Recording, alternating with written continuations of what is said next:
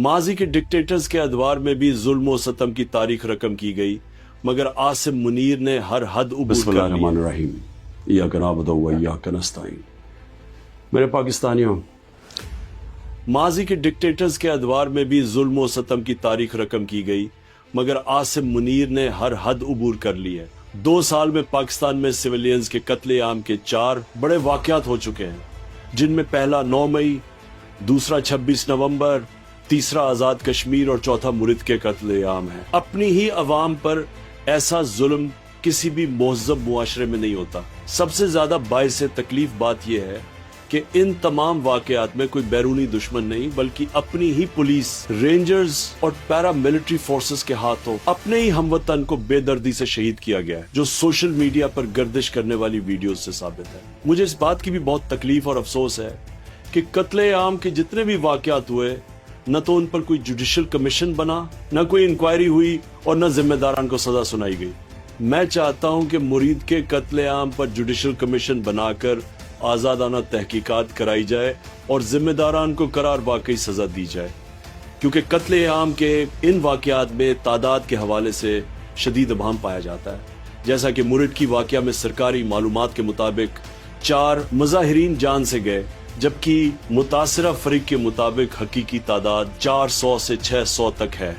कत्ले आम की जुडिशल इंक्वायरी में जिले शाह के कत्ल में मुलव्विस आईजी पंजाब उस्मान अनवर समेत आईजी इस्लामाबाद नासिर रिजवी को जरूर शामिल तहकीकात किया जाए, क्योंकि कत्ले आम के इन वाकयात में ये भी हिस्सेदार है। मैं ताकीद करता हूँ कि खैबर पख्तूनख्वा में हमारे कारकुनान और आवाम बाद अज नमाज जुम्मा मुरीद के कत्ले आम के खिलाफ एहतजाजन निकले। ये किसी एक सियासी जमात नहीं, बल्कि तमाम पाकिस्तानियों का फर्ज है कि वो इस बर्बरियत के खिलाफ आवाज उठाएं और जुडिशल कमीशन के कयाम का मुतालबा करें। अगर इस जुल्म और बर्बरियत का रास्ता ना रोका गया तो बारी बारी सब इसकी जद में आएंगे। पाकिस्तान और अफगानिस्तान के दरमियान बढ़ती हुई कशीदगी बाइस तशवीश है। 2 मुस्लिम हमसाया ममालिक के दरमियान लड़ाई किसी के भी मफाद में नहीं है। दोनों मुल्कों के दरमियान तनाजात को लड़ाई की बजाय मुज़ाकरात के जरिए हल करना बेहतर है। जिस तरह यहाँ 3 नस्लों से मुकीम अफगान पनाह गजीनों को दहाइयों की मेहमान नवाजी के बाद धक्के देकर मुल्क बदर किया गया है, वो भी अफसोसनाक है। अफगानिस्तान हमारा मुस्लिम हमसाया मुल्क है। दहशत गर्दी से मुताल्लिक मामलात बातचीत से हल किए जाए। तारीख से साबित है कि डिक्टेटर्स कभी भी अमन नहीं ला सकते, क्योंकि मिलिट्री डिक्टेटर्स को मिलिट्री सोल्यूशन के अलावा कोई हल नजर नहीं आता।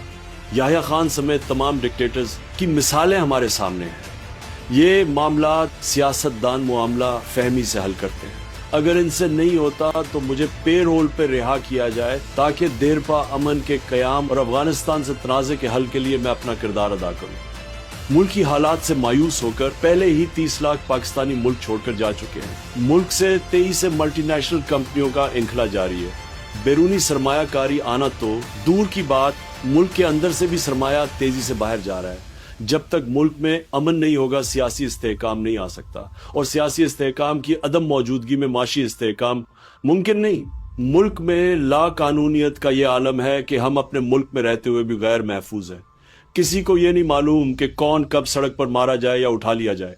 आज़ादी इजहार पर शदीद कदगन है, मीडिया को बोलने की आज़ादी नहीं। जिस तरह अलीमा खान पर बेजा मुकदमा बनाया गया, ऐसा किसी के भी साथ हो सकता है।